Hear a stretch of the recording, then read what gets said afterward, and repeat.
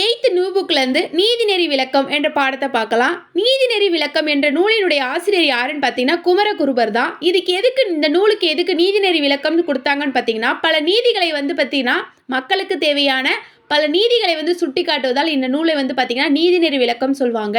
இதில் பார்த்தீங்கன்னா கடவுள் வாழ்த்து உட்பட பார்த்தீங்கன்னா 102 வெண்பாக்களை கொண்டது தான் பார்த்தீங்கன்னா நீதிநெறி விளக்கம். இதை கேட்கலாம், எத்தனை வெண்பாக்களால் ஆன நூல் நீதிநெறி விளக்கம் அப்படின்னு பார்த்தீங்கன்னா 102 வெண்பாக்களால் ஆனது. கடவுள் வாழ்த்து உட்பட அதை நோட் பண்ணிக்கோங்க. கடவுள் வாழ்த்து நீங்களாகவும் கேட்கலாம். கடவுள் வாழ்த்து உட்பட நீதிநெறி விளக்கத்தில் பார்த்தீங்கன்னா 102 வெண்பாக்கள் இந்நூலில் உள்ளது. நமக்கு பாடப்பகுதியில் கொடுத்துருக்க பாடல் எத்தனாவது பாடல்னு பார்த்தீங்கன்னா 13வது பாடல். இந்நூலினுடைய ஆசிரியர் குமரகுருபருடைய நூற்குறிப்பு பார்க்கலாம். இவருடைய தந்தையர் யாருன்னு பார்த்தீங்கன்னா சண்முக சிகாமணி கவிராயர் சிவகாமி சுந்தரி அம்மையார் தான். சண்முக சிகாமணி கவிராயர் சிவகாமி சுந்தரி அம்மையார் தான். இவருடைய ஊர் என்னன்னு பார்த்தீங்கன்னா திருவைகுண்டம். கேட்கலாம், கூற்று காரணத்தில் கூட கொடுத்து கேட்கலாம். திருவைகுண்டம் தான் பார்த்தீங்கன்னா குமரகுருபரனுடைய ஊர். இவர் என்ன காலத்து சேர்ந்தவர்னு பார்த்தீங்கன்னா கிபி 17ஆம் நூற்றாண்டை சேர்ந்தவர் தான் குமரகுருபர். ஆல்ரெடி கேட்டிருக்காங்க ப்ரீவியஸ் இயரில். குமரகுருபரனுடைய காலம் என்னன்னு பார்த்தீங்கன்னா 17ஆம் நூற்றாண்டு. இவர் அறிந்த மொழிகள் என்னென்னு பார்த்தீங்கன்னா தமிழ், வடமொழி, இந்துஸ்தானி. குமரகுருபர் அறிந்த மொழிகள் வடமொழி, தமிழ், இந்துஸ்தானி.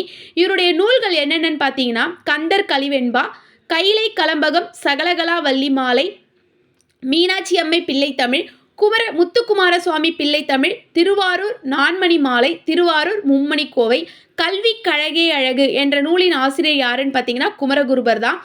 அதில் வர்ற சில பாடல் வரிகள் என்னன்னு பார்த்தீங்கன்னா கற்றோருக்கு கல்வி நலனே கலனல்லால் மற்றோர் அணிகலன் வேண்டாம் முற்ற முழுமணி பூணுக்கு பூண வேண்டா யாரே அழகுக்கு அழகு செய்வாரே.